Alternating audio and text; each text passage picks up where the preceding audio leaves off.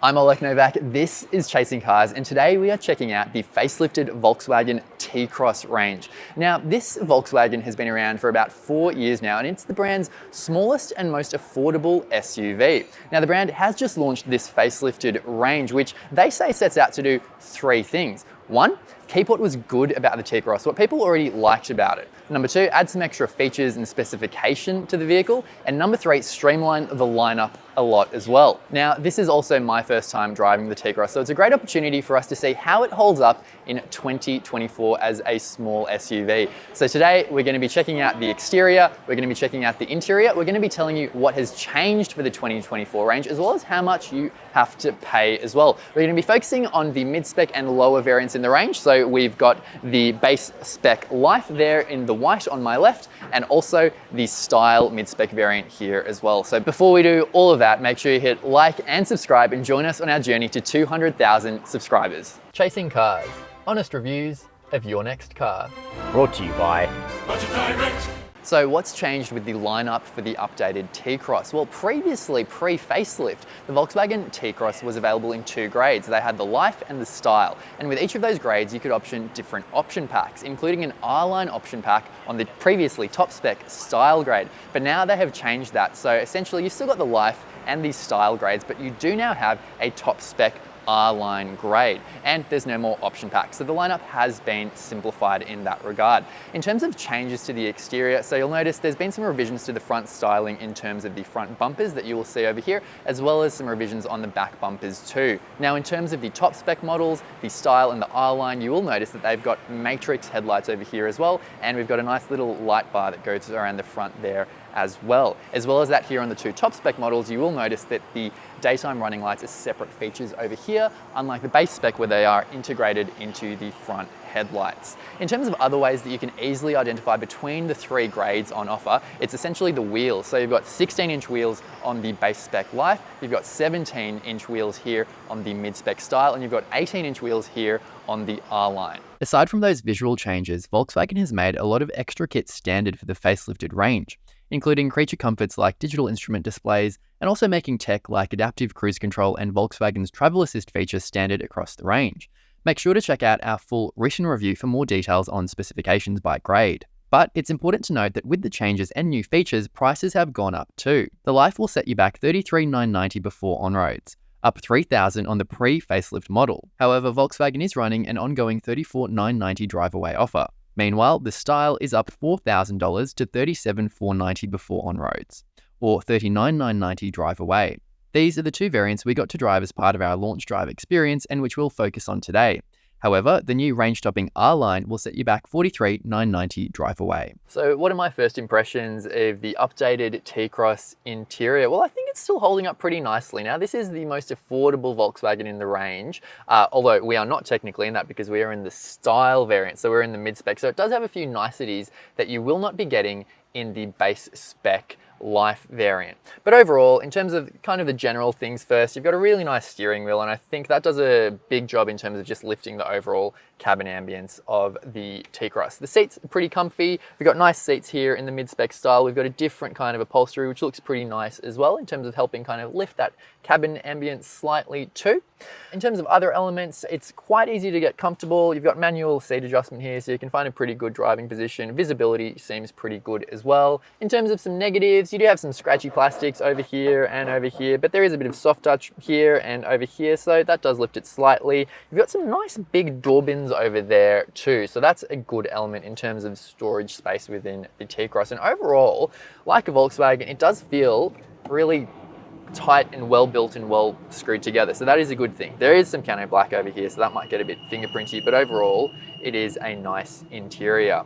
Now, in terms of some things that you get in the Style that you do not get in the base grade Life, you get a bigger 10.25-inch digital instrument screen here in front of you. So some people may definitely appreciate having that bigger screen over here and the way it just displays information with more configurability. As well as that, you also get wireless Apple CarPlay and Android Auto in the Style, which you don't get in the base spec Life. As well as that, the base spec Life, you have to actually start with a key. So that feels a bit novel in 2024. And I was chatting to a few dads today, and they were mentioning that that is actually a pain when you have to do that all the time. So having the keyless entry and push button start is a good thing if that is a consideration for you. That said, I know we mentioned this in our previous video a few years ago on Chasing Cars. The start stop engine button is positioned here on the left, so it's like they haven't moved it when they've transitioned the car to right-hand drive. So when I first got in, I was trying to find it. So that's just one thing to note, but I guess you'll get used to that. As well as that, another key difference in the style grade is the fact that instead of just regular aircon with traditional dials, which I do kind of like that, you do get dual zone climate control here with a different functionality with touch buttons over here like that. I do appreciate there's a certain honesty about the base spec life in terms of the ease of use of the dials, so that doesn't actually bother me. And I think, you know, for some people who can live without the niceties, the life may be the way to go. As well as that, you've got a few other traditional elements in the T-Cross as well. You've got a traditional shifter, which is actually, I like it. It's great to use. It's easy to use. I think it's nice to have something like that. You've got a traditional handbrake over here as well. You don't see those too much anymore. But again, if you don't mind that, then that is a good thing. You've got some cup holders over here, a little glove box over here as well. So definitely there are quite a few amenities. And I should mention, you've also got an 8-inch touchscreen media system over here as well. So now we're in the back of the T-Cross, and overall it's pretty good. So the seats, I think, you know, for what this is a small, light SUV, they're pretty comfy. You've got decent visibility. In terms of room for me at 6 foot, so headroom is okay, so I fit, so that's good. In terms of knee room, that's actually pretty good. So legroom is good. Toe room is decent as well. And, you know, the under thigh support, not too bad. So I think overall, in terms of the rear seat, it's pretty good. There is a high transmission tunnel, so if you're going to have people in the back, 5 people, it's probably not the car for you. But overall, the rear seats, when you do occasionally have people in the back of this small SUV, I think it does a good job. Again, the build quality feels good in the back. You do have, you know, the scratchy plastics over here as well, but that is what it is, I guess. You do have some amenities here in terms of map pockets behind the driver and the front passenger seats. You don't get rear air vents. You've got this little open spot over here, but you do have 2 USB-C connections there, so you can use those.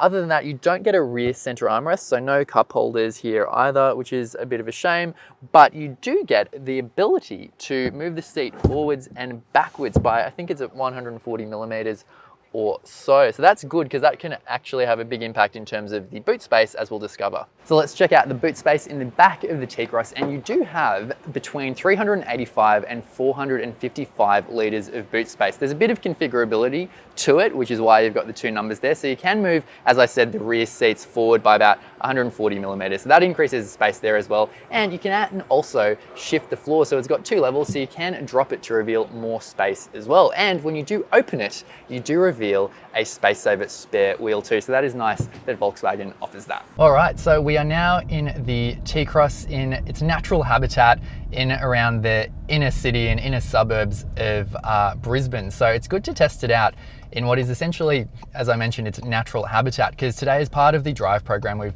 had a lot of time driving the T-Cross on a lot of windy country roads, more spirited kind of driving, which is excellent to get a handle on what this vehicle is capable of. But at the same time, realistically, it's going to spend most of its time around here. So it's good to kind of get an idea of what it's like in this environment. So currently we are in the base spec Life variant, and we've had a decent amount of time today in both the Life and the Style variants. We have not driven the R-Line, so look forward to driving that at a later date. But in terms of some basics, I guess one key thing that isn't going to be different across the range is the fact that all variants share the same 1 litre 3-cylinder turbocharged engine, which delivers 85 kilowatts, 200 Newton meters, and it's mated to a 7-speed DSG. So you get that regardless of the 3 grades that you choose, and it is unchanged from pre-facelift. So that is not necessarily a bad thing, because Chasing Cars, previously we've rated the engine pretty highly. Recently, my colleague Zach Atkins reviewed the Skoda Kamiq, which shares the same powertrain, and he was quite fond of what he described as a really characterful engine. But this is my first time driving it and a T-Cross. So overall, my impressions of it are pretty solid as part of my first drive. So it's got a nice characterful thrummy kind of engine note to it. It's no sports car, but again, it sounds pretty good when you do kind of give it a rev. It's a pretty willing engine. So again, 200 Newton meters of torque, 85 kilowatts. It is not the most powerful car, but I think for around town, you can currently see I'm in Brisbane traffic. For around town, it gets up and moving pretty quickly. It doesn't feel slow, even though it's not necessarily a fast car. In terms of the DSG, the transmission, they have been criticised in the past. For the most part, as part of this drive today, I think it's nicely matched to the gearbox. It seems to be doing a pretty good job. Maybe when you really put your foot down, when you're trying to get going, there might be a bit of lag from the vehicle as it just kind of kicks into gear, but overall, I think it's mated nicely. It does a nice job. It shifts quickly when you get going. And again, if you want that sportier drive experience, you can take control into your own hands by moving the shifter into S, and then also using the paddles that you've got on the steering wheel to manually change gears. So I think overall, in terms of the powertrain, for what this is, an urban SUV, I think that the T-Cross does a good job, and being able to drive it on a lot of windy country roads today certainly gave the impression that it is actually a pretty keen handler as far as small SUVs go. That's not to say that it has an incredible ability beyond other cars, but it is to say that it does have an inherent kind of quality to what's been engineered beneath you in terms of the chassis that makes you feel relatively confident driving it. And that's also a good safety feature for a car in terms of the fact that you can feel confident driving it. And it feels like it can handle a set of bends relatively decently and feel pretty communicative and enjoyable to drive. I've generally had a pretty enjoyable drive experience with this vehicle. The steering, it feels nice, it's light, it's direct, it's easy to place the vehicle on the road, so no complaints in that regard. And I think it's overall a pretty relatively fun little thing to punt around. Now, the ride, that is one thing that I think is quite good about the vehicle, particularly in the base spec life that we are currently in right now. Now, this rides on 16-inch wheels, so they're the chubbiest tires of the entire range, and it soaks up bumps really nicely. It's quite a compliant ride, and I think having driven this and the Style on 17s, it's subtle, but I do think you can feel that it does ride better. Obviously, a lot of people probably won't mind trading off a bit of ride quality, but I think, I think there is something to appreciate about the Life variant in the fact that you've got that really nice supple ride quality. I don't think you need those lower profile tires necessarily unless you really want them for the look. But I think as an urban SUV, the focus is comfort. So me personally, I think that's nice as part of the package of the Life variant. Overall, in terms of the cabin, it's pretty quiet, which is good. There was maybe a tiny bit of vibration that I noticed earlier on my drive in both the Life and the Style grades from the rear, especially when going through over some harsh bumps, but overall it doesn't detract from what otherwise feels like a nicely built car. In terms of fuel consumption, so currently this vehicle that I'm in right now is delivering about 8.5 litres per 100 kilometres, and that's generally what we seem to have averaged today. But again, that includes a very spirited drive this morning. The claim is 5.6 litres, so we look forward to when we can get this vehicle into the Chasing Cars garage to doing a proper test of the vehicle, including in a lot of urban areas as part of its natural environment, to see how it handles that, what kind of fuel economy it delivers. Again, if that is a priority for you, then it's hard to look past a competitor like a Toyota Yaris Cross, which has a very compelling claimed fuel economy figure. So overall today, we've been able to test the T-Cross out in quite a few varied environments, ranging from that more spirited country road drive to now being in an urban environment where it will spend the majority of its life realistically. And my first impression is that it's a very decent small SUV. It feels like a really competent vehicle. It feels like it can handle pretty well. It's got a nice interior. It's relatively well spec'd. I guess the question becomes, is the value proposition there in terms of what you get for the money? And ultimately, I guess customers will decide that. But in terms of first impressions, as putting that aside, as far as how the vehicle drives, it's a pretty comfortable ride. So now we're finishing in urban areas in the base spec Life variant, and it really rides quite nicely, and it still rides well in the Style variant. I thought, at least to me my impression was that the Life rode the nicest out of the two variants that I drove today, just on the chubbier tyres. Service intervals for the T-Cross are every 12 months or 15,000 kilometres. Individual service packs will come in at a total of over $3,300 over 5 years, but Volkswagen has a 3 and 5 year service pack on offer, with 5 years coming in at $2,850. The T-Cross is covered by Volkswagen's 5-year unlimited kilometre warranty and takes minimum 95 octane petrol, with quoted fuel usage of 5.6 litres per 100 kilometres. In terms of safety, the T-Cross was crash tested by ANCAP in 2019 in pre-facelift form, and achieved a 5-star rating, with the entire range coming standard with a full suite of safety and driver assistance features including AEB, lane departure warning, lane assist, park assist, and more. So those are my initial first impressions on the facelifted 2024 Volkswagen T-Cross range. We've spent a bit of time with it today. We've driven the base spec Life variant, we've driven the mid-spec Style. We still haven't driven the top spec R-Line variant, so we can't make a final judgment on what we think is the sweet spot in the range until we've done that and until we've gotten these variants into the Chasing Cars garage for a bit more time with them as well. But we'd love to know what you have to think in the meantime. What do you think the sweet spot in the range is for yourself? Do you think the value is there? And would you consider this vehicle over other vehicles in the class, such as the Mazda CX-3 or the Toyota Yaris Cross? Let us know your thoughts in the comment section down below. While you're there, make sure to hit like and subscribe. And as always, thank you for watching Chasing Cars.